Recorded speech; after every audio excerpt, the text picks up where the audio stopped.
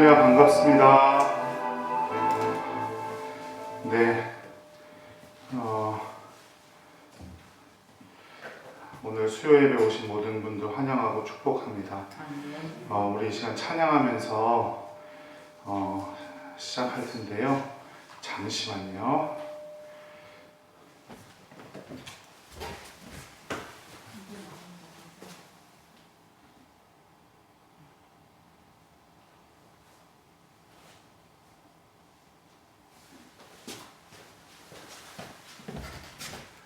네, 좀 괜찮나요? 안 괜찮네요, 아직? 잠시만요.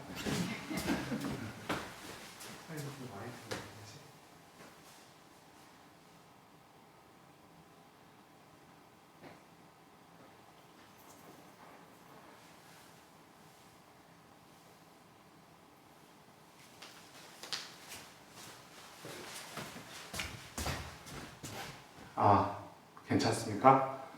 작나요? 괜찮아요? 네. 찬송가 171장 찬양하면서 우리 예배 시작하도록 하겠습니다.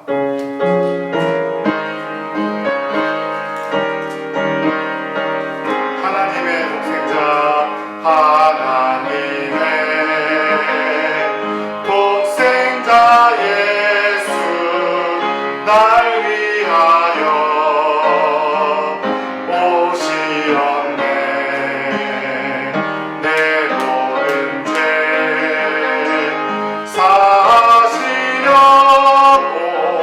십자가 지셨으나 다시 사셨네.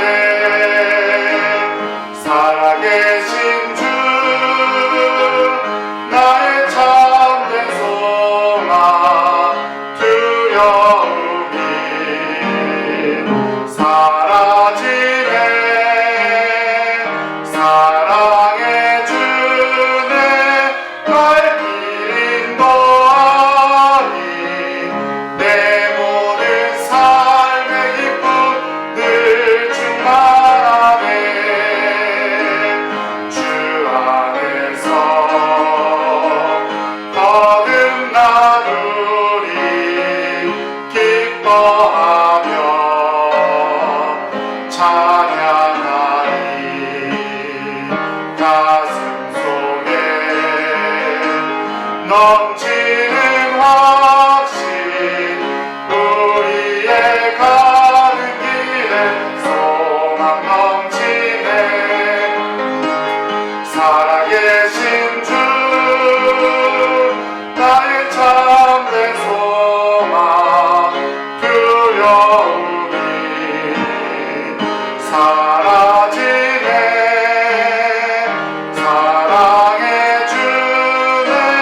날 길 인도하니 내 모든 삶의 기쁨 늘 충만하네. 선한 싸움 다 마친 후에 우리 주님 배우리라.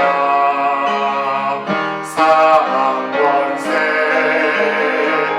다 물리치고 주님이 다스리니 영광 넘치네. 살아계신 주, 나의 참된 소망, 두려움이 사라지네.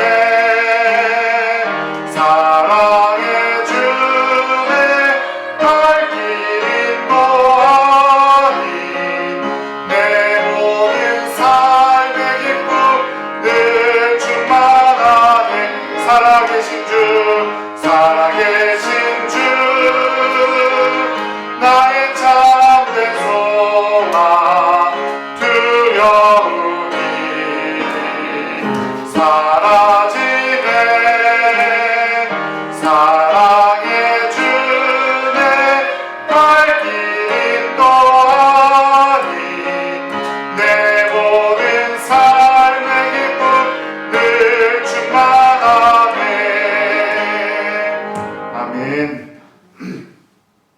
우리의 삶에 언제나 기쁨이 넘치기를 간절히 축원합니다.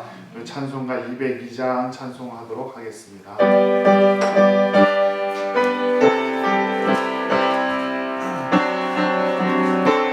하나님 아버지 주신 책은 하나님 아버지 주신 책은 귀하고 중하신 말씀일세 기쁘고 반가운 말씀 중에 날 사랑한단 말 참 좋도다 주께서 나를 사랑하니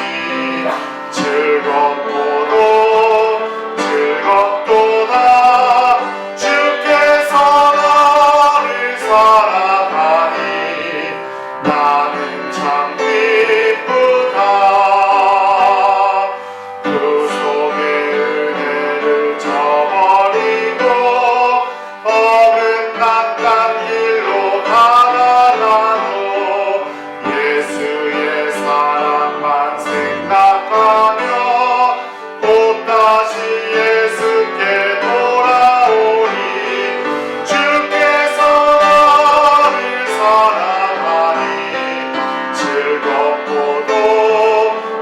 즐겁도다 주께서 나를 사랑하니 나는 참 기쁘다 구주의 영광을 바라보며 예수의 이름을 찬양하리 영원히 찬양할 나의 노래 예수의 이름이 귀하도다 주께서 나를 생각하니 즐겁도다 주께서 나를 사랑하니 나는 참 기쁘다 주 예수 날 사랑하시오니 나 또한 예수를 사랑하네 날 구원하시려 내려오사 십자가 위에서 죽으셨네 주께서 나를 사랑하니 즐겁도다 주께서 나를 사랑하니 나는 참 기쁘다 주 예수 날 사랑하시오니 마귀가 놀라서 물러가네 주 나를 이렇게 사랑하니 그 사랑 어떻게 보답할까 주께서 나를 사랑하니 즐겁도다 주께서 나를 사랑하니 나는 참 5절 다시 한번 찬양합니다. 주 예수 날 사랑하시오니 마귀가 놀라서 물러가네 주 나를 이렇게 사랑하니 그 사랑 어떻게 보답할까 주께서 나를 사랑하니 즐겁도다 주께서 나를 사랑하니 나는 참 기쁘다. 아멘. 찬송가 235장 찬양하도록 하겠습니다. 우리 힘차게 박수 치면서 찬송가 235장 찬양하겠습니다. 보아라 즐거운 우리 집 보아라 즐거운 우리 집 밝고도 거룩한 천국에 거룩한 백성들 거기서 영원히 영광에 살겠네 거기서 기쁘고 즐거운 집에서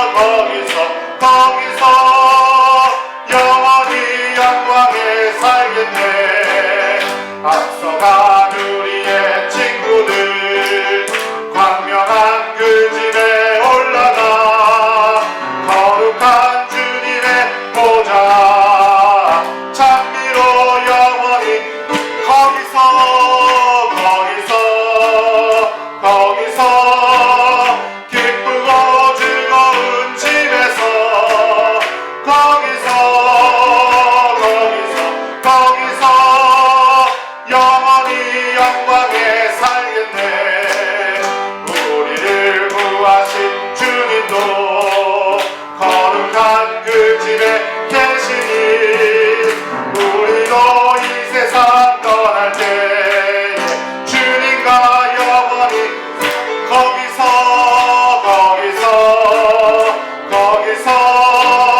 기쁘고 즐거운 집에서 거기서 주님과 영원히 살겠네. 우리의 일생이 끝나면 영원히 즐거운 곳에서 거룩한 아버지 모시고 기쁘고 즐겁게 살겠네. 거기서 기쁘고 즐거운 집에서 거기서 기쁘고 즐거운 보아라 즐거운 우리 집 밝고도 거룩한 천국에 거룩한 백성들 거기서 영원히 영광에 거기서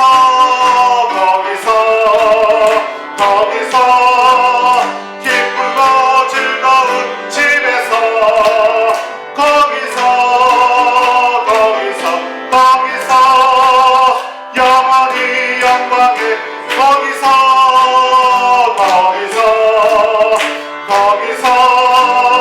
기쁘고 즐거운 집에서 거기서 영원히 영광에 살겠네. 아멘. 우리 사도신경으로 신앙 고백하겠습니다. 전능하사 천지를 만드신 하나님 아버지를 내가 믿사오며 그 외아들 우리 주 예수 그리스도를 믿사오니 이는 성령으로 잉태하사 동정녀 마리아에게 나시고 본디오 빌라도에게 고난을 받으사 십자가에 못 박혀 죽으시고 장사한 지 사흘 만에 죽은 자 가운데서 다시 살아나시며 하늘에 오르사 전능하신 하나님 우편에 앉아 계시다가 저리로서 산자와 죽은 자를 심판하러 오시리라. 성령을 믿사오며 거룩한 공예와 성도가 서로 교통하는 것과 죄를 사하여 주시는 것과 몸이 다시 사는 것과 영원히 사는 것을 믿사옵나이다. 아멘. 사랑과 은혜가 풍성하시고 거룩하신 아버지 하나님, 땅 위의 많은 열방 중에서 이 민족에게 긍휼을 베풀어 주셔서 하나님의 이름을 부르며 예배하는 민족 되게 하여 주신 은혜를 감사드립니다. 또한 우리 동산교회에 은혜 주셔서 성령의 역사가 크게 일어나며 기도와 말씀과 복음 전도에 크게 쓰임받는 교회가 되게 하여 주시옵소서. 오늘 이 시간 주님의 은혜를 간절히 기대하고 나온 우리 모든 성도들마다 하나님을 만나고 새로운 심령을 입고 돌아갈 수 있도록 성령님 역사하여 주시옵소서.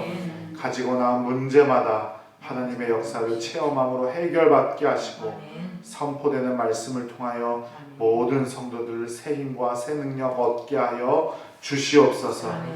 우리 주님 나사렛 예수 그리스도의 이름으로 간절히 기도드립니다. 아멘.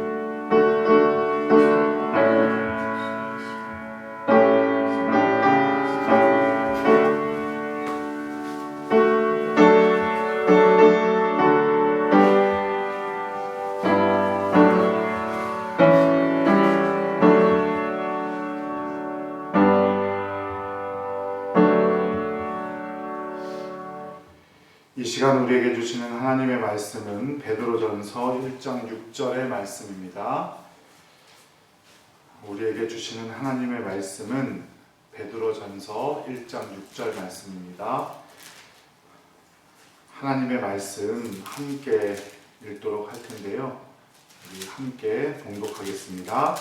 그러므로 너희가 이제 여러 가지 시험으로 말미암아 잠깐 근심하게 되지 않을 수 없으나 오히려 크게 기뻐하는 도다. 아멘. 할렐루야. 네, 우리 지난주 설교를 통해서 그리스도인의 완전을 향해 나아가는 여정 가운데 어려움이 생긴다 말씀드렸습니다. 그런데 그 어려움은 두 가지로 나눠볼 수가 있는데, 하나는 잘 하지 못해서 생기는 영혼의 질병과 같은 광야 상태가 올 수가 있고 그런 어려움을 겪을 수가 있고 신앙의 성장과 성숙을 위해 일어나는 시험이 있다고 말씀드렸죠.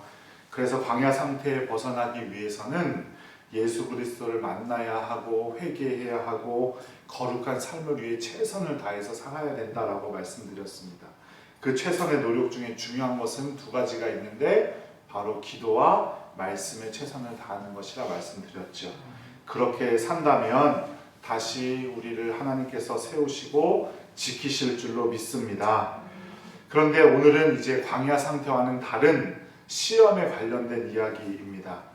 시험에는 두 가지 뜻이 있다고 말씀드렸죠. 유혹과 시험, 테스트라는 뜻이 있는데 유혹이 광야 상태를 말한다면 테스트는 더 좋은 방향으로 나아가고자 하나님께서 주시는 시험을 말하는 거예요.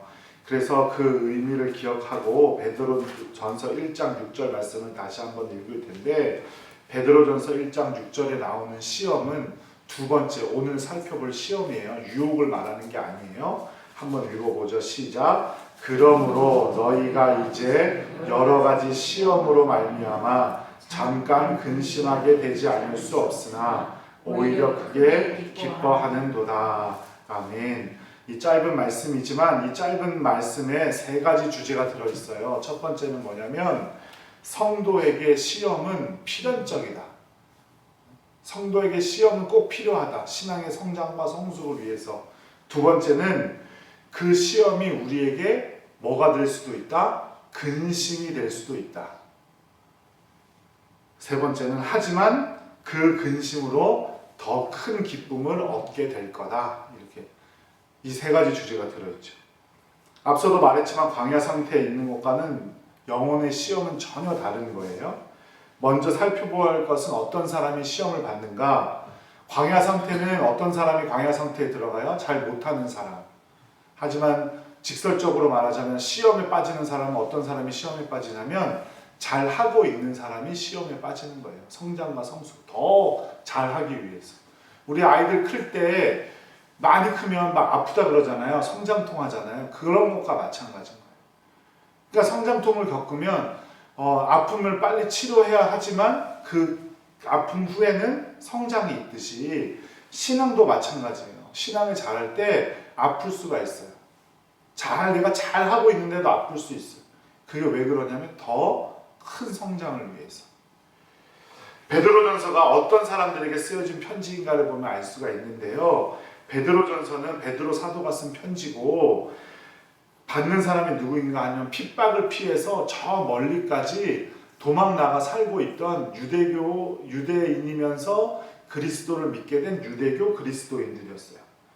우리 베드로전서 1장 1절과 2절 말씀을 한번 볼게요. 1장 1절과 2절 한번 함께 읽겠습니다. 시작. 예수 그리스도의 사도 베드로는 본도, 갈라디아, 갑바도기아, 아시아와 비두니아에 흩어진 나그네 곧 하나님 아버지의 미리 아심을 따라 성령이 거룩하게 하심으로 순종과 함께 예수 그리스도의 핏부림을 얻기 위하여 택하심을 받은 자들에게 편지하노니 은혜와 평강이 너희에게 더욱 많을지어다. 아멘. 예수 그리스도의 사도 베드로가 본도, 갈라디아, 갑바도기아, 아시아와 비두니아에 흩어진 나그네들에게 편지를 쓴다라고 말하는데 이 도시들이 어디에 있냐면 지금으로 말하면 터키 중북부 쪽에 있는 거예요. 터키의 중북부. 터키의 중북부에서 예루살렘까지 가려면 차를 타고 가면요 아마 하루도 꼬박 더 가야 돼요. 그러니까 걸어가려면 얼마나 많이 가겠어요. 하루가 뭐예요? 차 타고 한 3일 정도는 가야 되는 거리예요.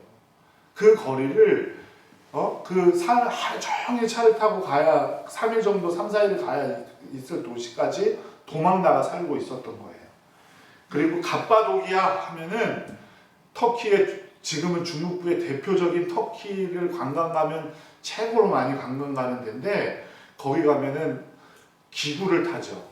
열기구를 타고 이제 해 뜰 때 올라가서 이제 해 뜨는 걸 보는 관광으로 유명한 데인데 그 동네에 가면 뭐가 있느냐? 박해나 핍박을 피해서 살던 흙집들이 있어요. 동굴을 파고 들어가서 살고, 막 절벽 같은 데다가 집을 만들어서 살고, 그 토질이 좀 희한한 토질이어서 그래요. 그렇게 숨어 살고 있었던 거예요. 믿음을 지키기 위해서. 그 사람들에게 베드로는 과감하게 선포를 하는 겁니다. 너희들은 하나님께 선택받은 거다. 지금 힘들고 어렵지만 박해를 피해서 그렇게 고향을 떠나 도망가서 잘 살고 있는 것도 아니고 막 동굴 같은 데 파고 들어가서 살고 있지만 너희는 하나님께 선택을 받은 거니까 그러므로 박해나 핍박 속에서도 잘 이겨내고 견뎌야 한다라고 말하고 있는 거예요. 이 베드로 전후서의 주제예요. 그런데 거기서 멈추지 않고 베드로 사도는 그들을 향해서 뭐라고 하냐면 흩어진 나그네, 너희는 흩어진 나그네다 이렇게 말해요. 믿는 사람은 여기가 우리 땅이 아니죠. 여기 진짜 우리나라는 어디예요? 하늘나라예요. 천국. 천국을 향해 가는 거예요. 지금 여기는 우리는 어떻게 지나가는 거예요? 나그네처럼 사는 거예요. 이게 정말 중요한 개념입니다. 하나님의 백성들은 이 땅을 살아가는 나그네예요. 그래서 미국에 지금 살아있는 신학자들 중에서 최고의 신학자라고 손꼽히는 스탠리 하우어워스라는 사람인데 그 사람의 유명한 책 제목이 하나님의 나그네된 백성이라는 책이 있어요. 하나님의 나그네된 백성. 아마 3층 세미나실에 꼽혀 있을 거예요. 히읗 있는데 한번 찾아보세요. 있어요. 두껍진 않아요. 얇아요. 근데 너무너무 중요한 책이에요. 좀 어렵지만 꼭 한번 읽어보셨으면 좋겠어요. 그리스도인에게 이 세상의 삶은 잠깐의 여행이나 여행이지 목적지가 아니에요. 그런데 사람들이 어떻게 해요? 이 땅에 자꾸 눌러 앉아 살려고 그래요. 그러니까 삶에 문제가 생기죠. 이 이야기를 베드로가 왜 했게요? 베드로 자기가 겪어본 얘기잖아요. 어디서 겪었어요? 변화산에서. 그죠? 베드로, 야고보, 요한을 데리고 예수님께서 베드로 변화산에 올라가셔서 큰 영광을 받으시고 흰 광채가 나는 옷을 입고 모세와 엘리야가 내려왔잖아요. 그때 베드로가 뭐라 그래요? 주님 여기가 좋사오니 여기다가 초막셋을 짓고 살자. 여기가 좋다고. 근데 목적은 여기가 아니잖아요. 예수님의 목적은 여기가 아니었어요. 모든 사람이 구원받는 거예요. 베드로, 야고보, 요한 그냥 좋게 사는 게 아니었어요. 베드로가 그걸 경험했거든요. 그때 예수님께서 베드로 보고 뭐라 그럽니까? 내 뒤로 물러가라 그러잖아요. 너 같은 놈 필요 없다 이 말이에요. 여기서 우리는 지금 살고 있기 때문에 최선을 다해서 살아가지만 여기서 영원히 살지는 못해요. 우리가 진짜로 영원히 살 곳은 어디예요? 천국이에요. 우리는 천국을 향해 가는 나그네예요. 그런데 지금에 만족하지 않고 세상 속에서 최선을 다하고 자신의 삶은 언제나 하나님의 나라를 향해 있다는 사실을 잊지 않고 살아야 돼요. 그것을 베드로 사도는 원했고 그 도망가 있던 사람들도 그것을 기억하며 살아야 된다. 지금 잠깐의 핍박 때문에 절대 어려운 가운데 포기하지 말아라. 이거 말하고 싶은 거예요. 베드로 사도는. 그러니 그 사람들은 이미 잘 믿고 있던 사람들이에요? 잘 안 믿고 있던 사람들이에요? 잘 믿고 있던 사람들이에요. 그죠? 지금 생각해 보세요. 저 만주 땅으로 가서 지금 이제 박해가 시작되니까 믿음의 박해가 시작되니까 저 만주 땅에 가서 신앙생활 할래? 해라. 이렇게 하면은 갈 수 있는 사람이 몇 명이나 되겠어요, 솔직히. 하지만 그러니 거기까지 갔다는 것만으로도 이 사람들은 엄청나게 잘 믿고 있었던 거예요. 그런데 그런 사람들이 시험을 받는 거예요. 고난을 받는 거예요. 제대로 믿는 자들이 시험을 겪게 되어 있어요. 왜냐하면 이 세상은 이미 너무나 악해서 하나님의 뜻과는 다른 방식으로 운영이 되고 있거든요. 그런데 우리는 그렇게 세상의 방식으로 운영되는데 순응해서 잘 살아야 되나요? 아니잖아요. 하나님의 방식대로 우리는 이 땅을 살아가야 돼요. 이 세상에서 잘 살려면 어떻게 됩니까? 경쟁해야 돼요. 우선 이기고 봐야 돼요. 어떤 방법을 써서라도 이겨야 되고 이기기 위해서 인정사정 가리지 않아야 돼요.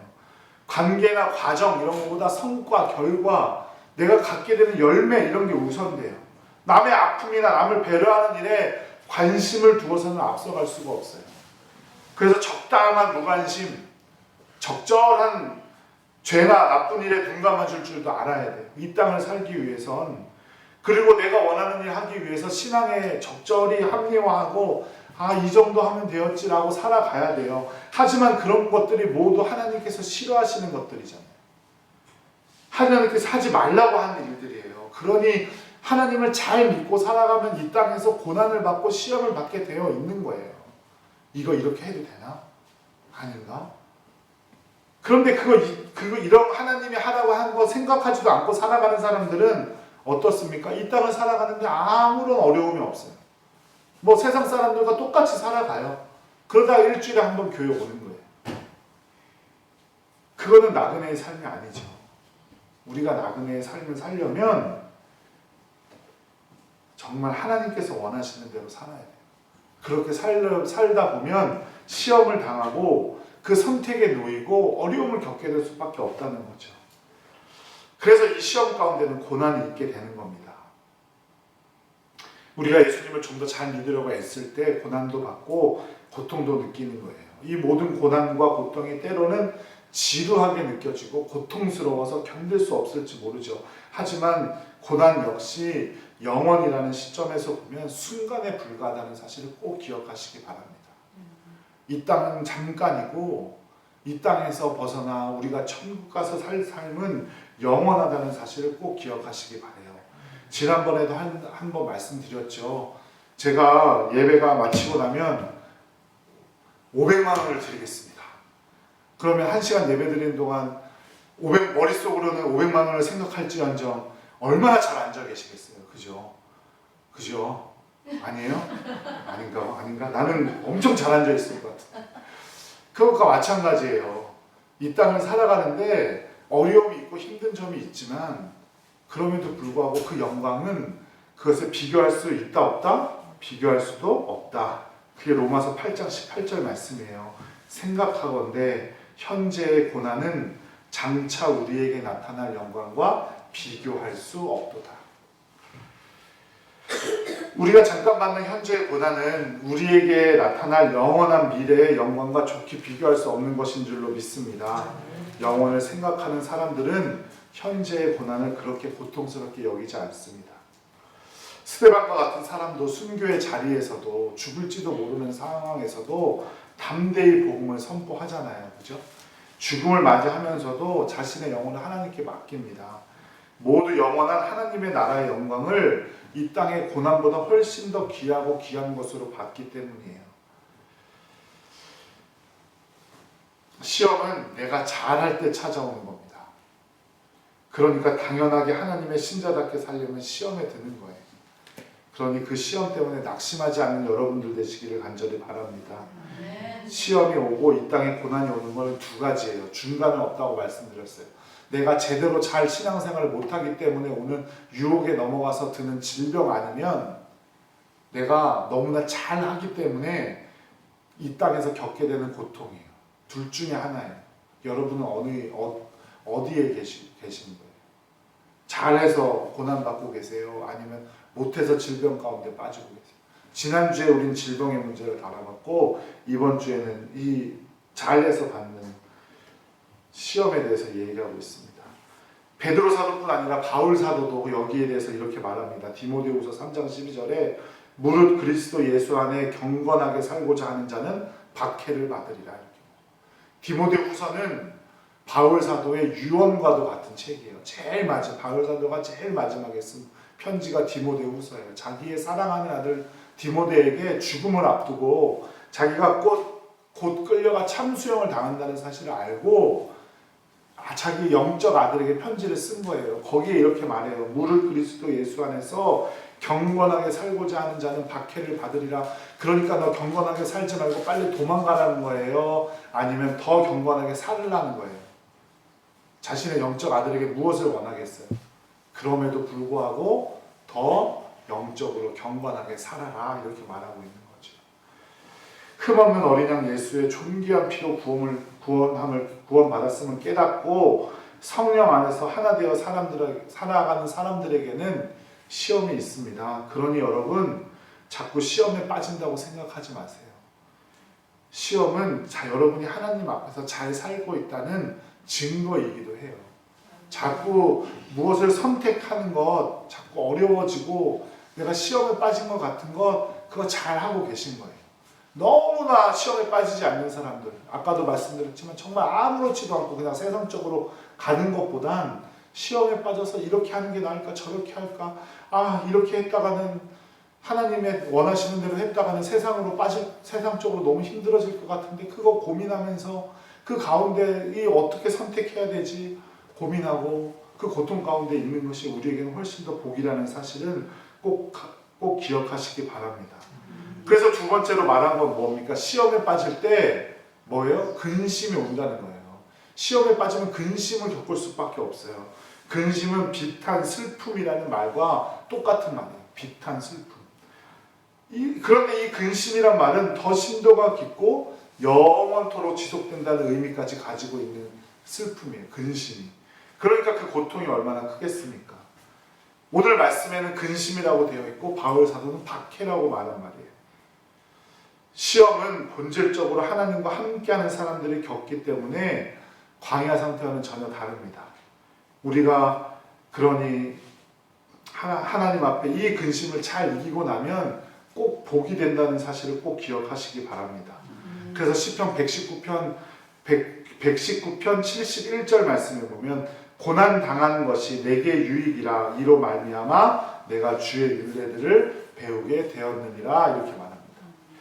우리의 고난이 그리스도와 연관되어 있지 않고 하나님과 연관되지 않으면 그것은 저주에 그칩니다. 하지만 우리가 받는 고난이 그리스도와 연관될 때 그 고난은 우리를 변화시키고 우리를 성장시킬 줄로 믿습니다. 그러니 모든 어려움이 우리를 성숙하게 만들고 변화시킨다는 사실을 꼭 기억하세요. 그러니까 세 번째로 자연히 그 고난 가운데 그 근심 후에는 분명한 복이 우리를 기다리고 있다는 사실을 잊지 않는 여러분들 되시기를 간절히 바랍니다. 시험이 오는 경로는 다양합니다. 질병으로 올 수도 있어요. 물질적인 어려움으로 올 수도 있고 사랑하는 사람의 죽음이나 가까운 사람의 배신으로 다가오기도 하죠. 분명한 그런 것들이 우리의 근심이 되는 겁니다. 고민거리가 되죠. 계속 이렇게 살아가도 되는 걸까? 이렇게 끝나는 건 아닐까? 하지만 사랑하는 여러분 꼭 기억하셔야 할 것은 그것이 끝은 아닙니다. 그 고난으로 우리의 삶이 끝나는 게 아니에요. 그 고난 후에 분명히 큰 기쁨이 있다는 사실을 잊지 마시기 바랍니다. 그럴 때일수록 확실한 믿음에 거하고 더 시험과 싸우기를 바라요. 그러면 시험은 어떻게 우리에게 기쁨이 될까요? 하나님께서 분명히 믿음의 자녀들이 시험을 통해서 유익을 얻는다 말씀하셨어요. 베드로전서 1장 7절 말씀을 한번 읽어볼게요.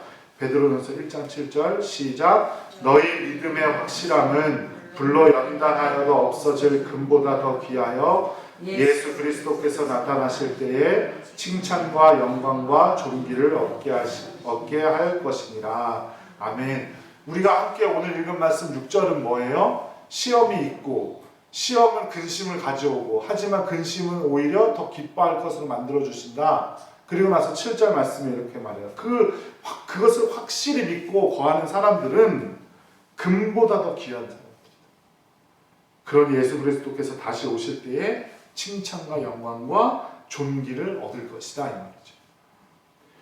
믿음의 확실함으로 인해서 고난을 견디는 분들, 근심을 견디는 분들, 시험에 승리하는 분들에게 예수 그리스도의 칭찬과 영광과 존귀가 있을 줄로 믿습니다. 그러니 고난과 근심 가운데 계시다면 참고 견딜 수 있는 여러분들 되시기를 간절히 바라요. 그것이 예수님 다시 오실 때 영원한 생명을 얻게 되는 길인 줄로 믿습니다. 그리고 베드로전서 1장 9절 말씀에 뭐라고 말하느냐, 믿음의 결국 곧 영원의 구원을 받음이라 이렇게 말해요. 구원을 받는 길이란 뜻이에요. 지금 당장의 어려움이 가장 큰 기쁨이 될 줄로 믿습니다. 우리가 얻은 구원이 얼마나 소중한 것인지를 꼭 깨닫는 여러분들 되시기를 간절히 기도드립니다. 그래야 어떤 환경 속에서도 감사를 잃지 않고 하나님께 영광과 찬양을 돌릴 수 있습니다. 구원보다 우리에게 더 큰 선물도 없고 더 큰 기쁨도 없는 줄로 믿습니다. 성도는 이 세상의 것들에 연연해서는 안 됩니다. 왜냐하면 구원보다 더 큰 기쁨, 더 큰 복은 없기 때문이에요. 그것을 꼭 기억하시는 여러분들 되시기를 간절히 바랍니다. 광야 상태에 머무르게 되면 우리에게는 영원한 죽음이 있지만 우리가 시험을 잘 견디면 어떻게 됩니까? 영원한 생명이 우리에게 있는 줄로 믿습니다. 왜냐하면 그것이 바로 구원을 우리에게 주는 길이기 때문이죠. 시험은 죽음이 아니라 생명을 준다는 사실을 꼭 기억하시기 바랍니다. 그래서 그 시험 가운데 시험을 기뻐하고 그 근심을 견딜 수 없이 힘들고 어렵지만 하나님을 의지하고 하나님을 찾음으로 견디는 여러분들 되시기를 간절히 바라요.